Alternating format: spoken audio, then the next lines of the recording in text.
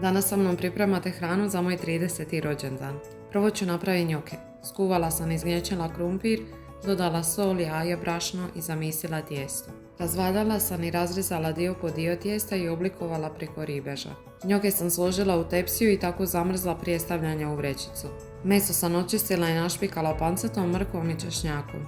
U zdjelu sam složila meso, mrkvu, kapulu, češnjak, lovor, ružmarin, papar u zrnu i prelila vinskim octom i crnim vinom. Poklopila sam i ostavila jedan dan. Za biskvite sam pomiješala brašno, sol i prašak za pecivo u jednoj posudi i pjenasto izmiksala maslac i šećer u drugoj, pa dodala jedno po jedno jaje, aromu vanilije, koricu limuna, mlijeko, sok od limuna i brašna. Koristila sam kalup promjera 18 cm, a smjesu sam podijelila na 2 dijela. Recept je od Bake Me by Nina i imate ga na njenom webu. Meso sam popržila na masnoći sa svake strane, pa izvadila i umotala u aluminijsku foliju.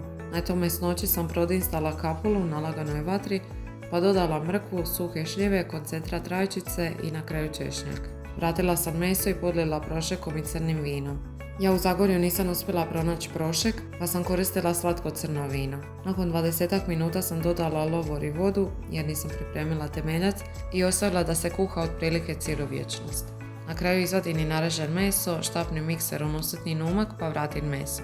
Za kremu sam izmiksala 400 ml vrhnja za šlag, pa dodala 500 g mascarponea, 2 žlice šećera s aromom limuna i žličicu arome vanilije. Biskvite sam pririzala pa premazala sokom od limuna s malo vode. Na biskvite sam namazala džem od šljiva i stavila po četvrtinu kreme. Na zadnji biskvit nisam namazala džem. I to je to za danas. Nadam se da će se mojim gostima svidjeti što sam spremila, a mi se vidimo u sljedećem videu.